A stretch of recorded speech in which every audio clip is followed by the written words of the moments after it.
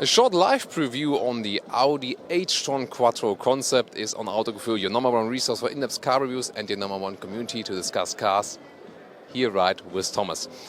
This guy, we've shown you it in some previous videos, and also we've driven an Audi h-tron vehicle before, the A7 as the h-tron, and h-tron always means Audi that we drive with hydrogen.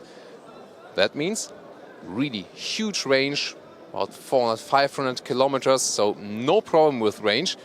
But of course you have to refuel then with hydrogen, and you need a fuel station with hydrogen. Do we have one? That's a good question. And of course this vehicle would cost, over 100,000 euros for sure. You see, it's also a design concept. 22-inch rims, you've already realized that they are really huge. Also the front signals a new style that Audi has. You see with the contrasting LEDs, it was very interesting. You can really touch those lights, and it looks a bit, maybe you Stargate fans know, that looks like control crystals. If you're a Stargate fan, you know what I mean, then put me that one in the comments. Also the front has been changed to the current Audi models. You see, there's no really space for a really cooling grille. That doesn't look like it. It more looks covered, and that is all to reduce the wind resistance as much as possible. And the same also accounts for one little and very interesting detail, and that is right here at the door handles, you can see. For minimum wind resistance, they are drawn back, and when I touch them, already works here in this concept pre-production vehicle, you see, and they go back again. But that's the way I can open the car now, and then you can move around, guys. You are the camera, take a first look inside, and we've shown you a video of the e-tron Quattro Concept, which has the electric drive background. This one has a similar interior. What we can see is a mix of Audi mostly uses genuine leather and Alcantara on the inside here. Looks quite cozy here, and it looks really futuristic. And the key is they have kind of removed all of the buttons there. It's more like you can see there's this HMI human-machine interface where everything seems just done by touch, or maybe even what the Volkswagen Corporation also wants to introduce now, just using gestures or looks to control a car.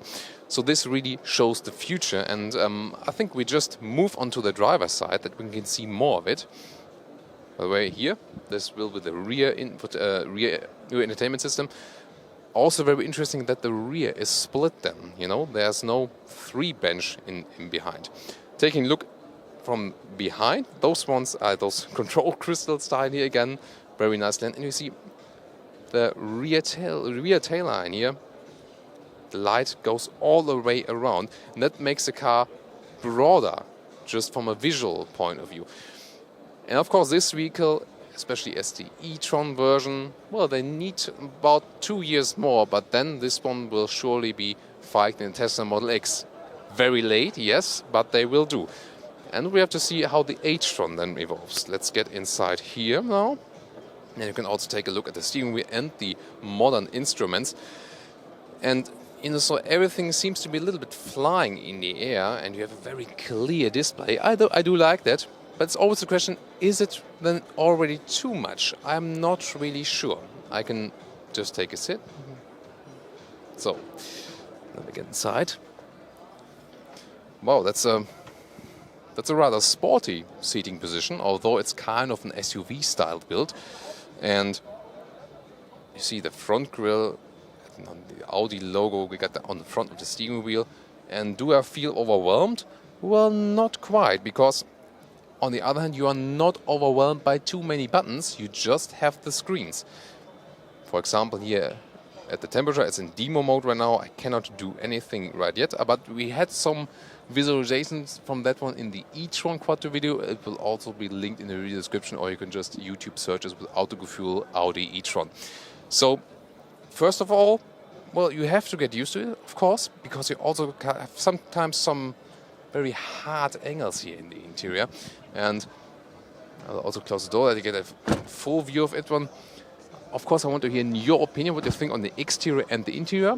I must admit, from the exterior, it's not really, my favorite, because it doesn't look that sporty. but also doesn't look like a whole SUV. It's something in between.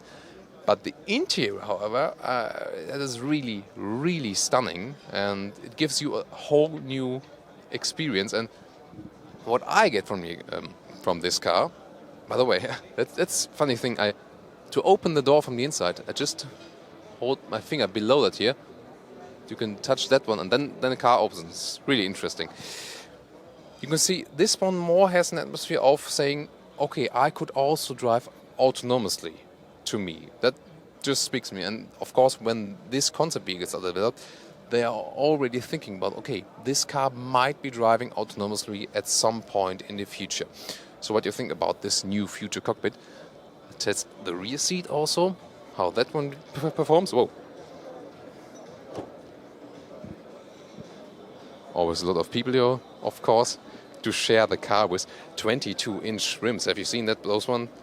They're just massive. And for me, they look too massive. Or what do you think? I think a little bit too much here. Let's see if I can also take a look at the rear entertainment. There it is. Whoa.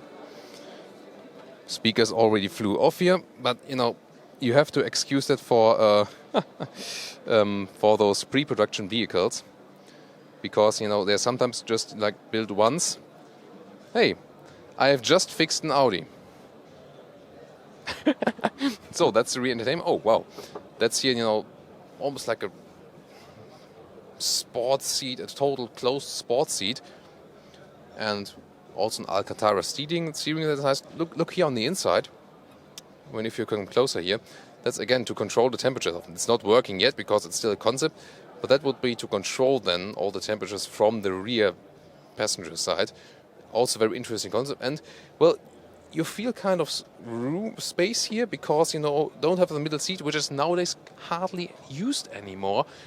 Mostly, I mean, look at the cars that are on the road. A lot of people just drive one person or two.